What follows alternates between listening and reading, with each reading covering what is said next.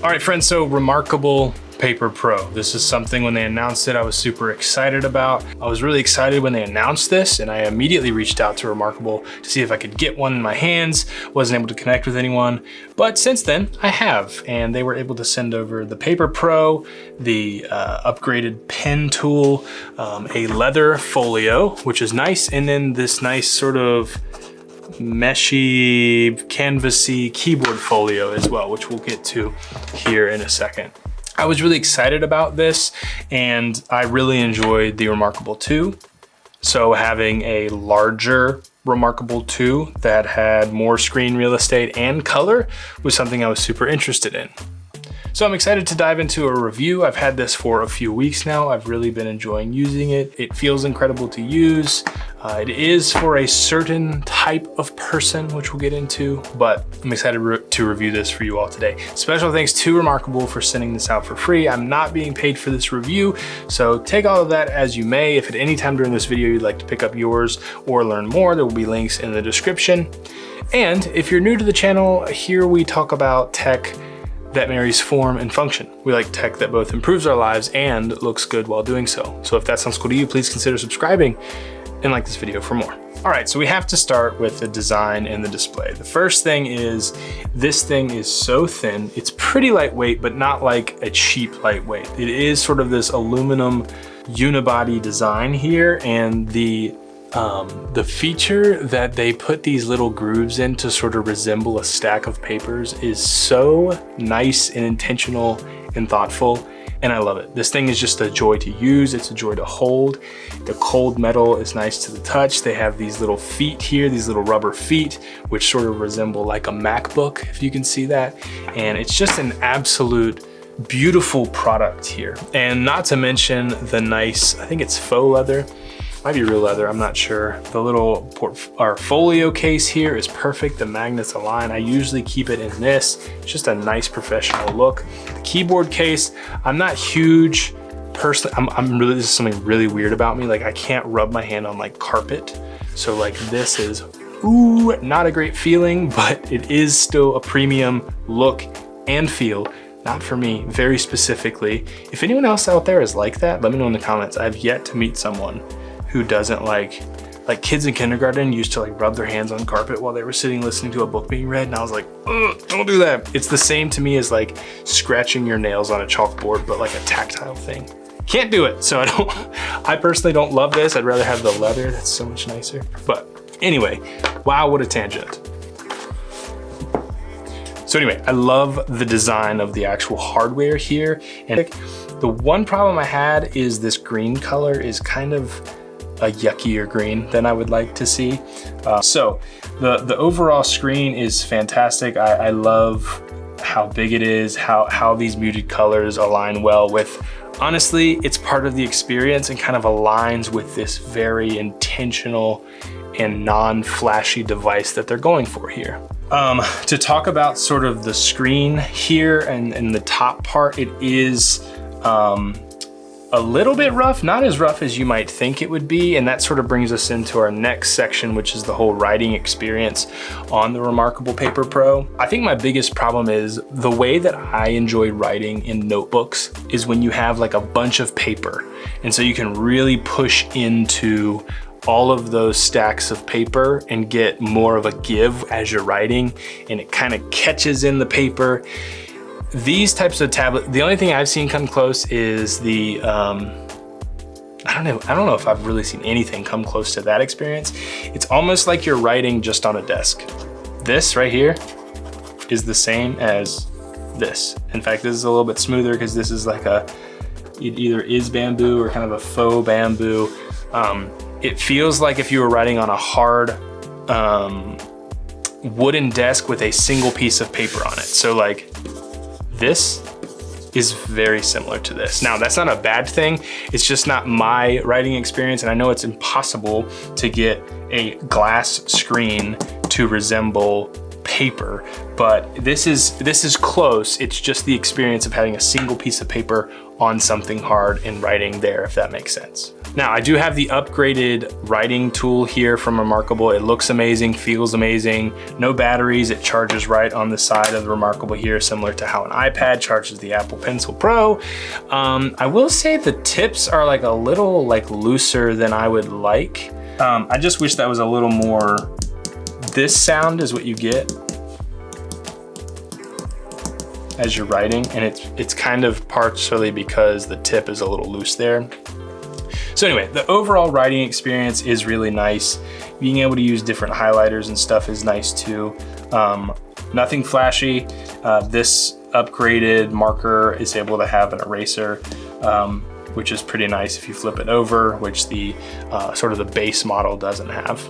So, you know, from what I understand, reMarkable is a little bit different because you're actually playing, from what I understand, with colored ink in a different way. You can look it up elsewhere, but the overall writing experience is fantastic in black and white. And I honestly prefer doing black and white work on here because you can see this sort of two-step thing that has to happen. First, can I get rid of all that?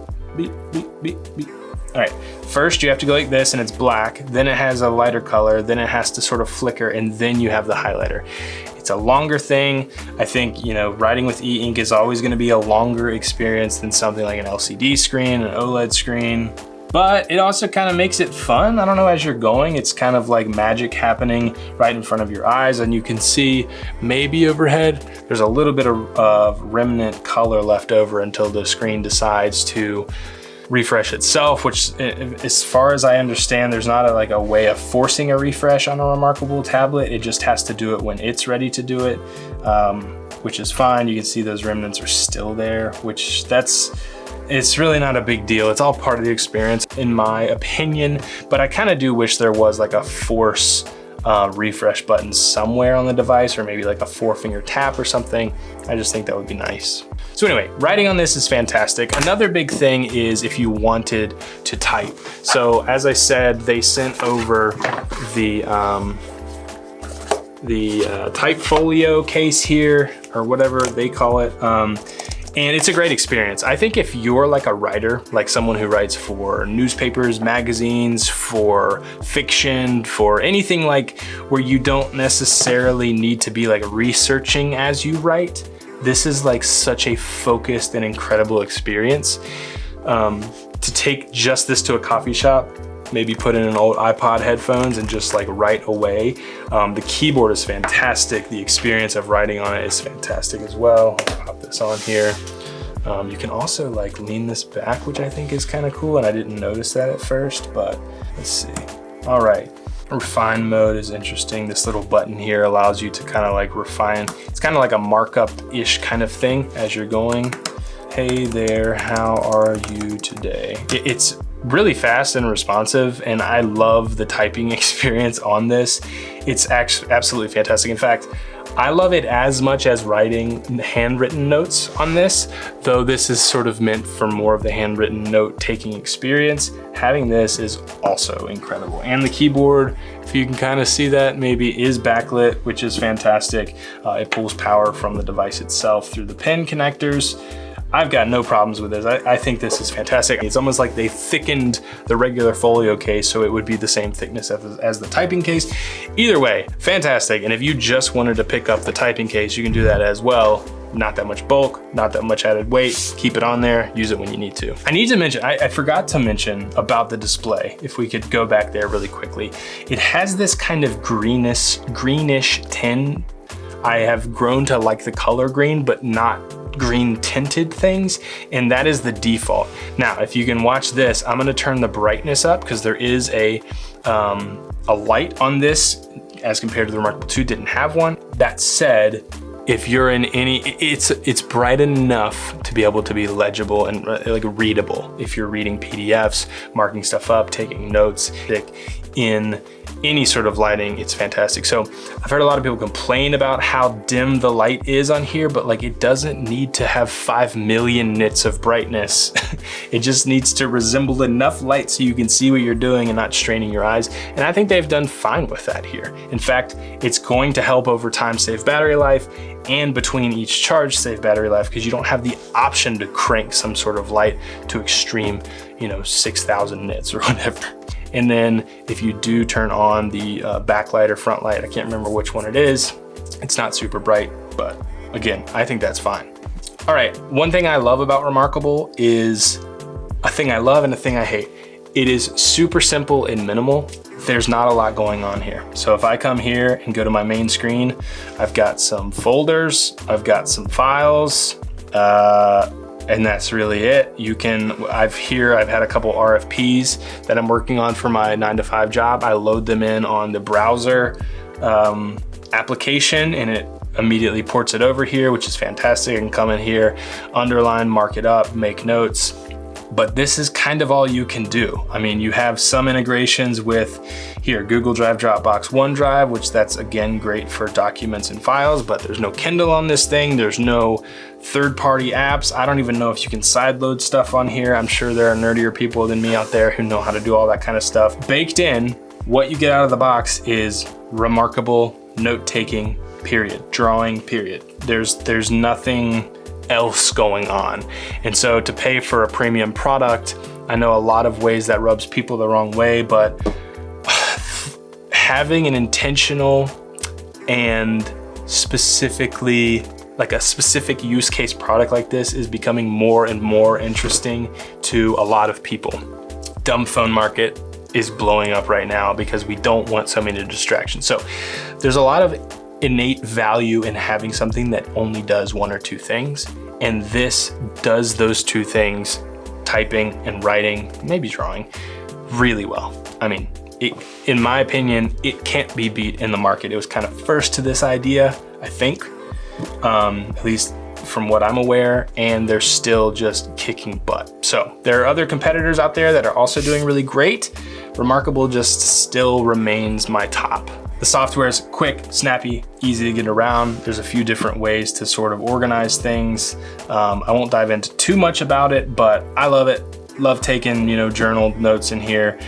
There's a few different kind of you can do dotted, you can do lined, you can do different kind of note-taking formats and things like that. And I think you can actually load in PDFs onto this to be used as your template as well, which I also think is pretty cool.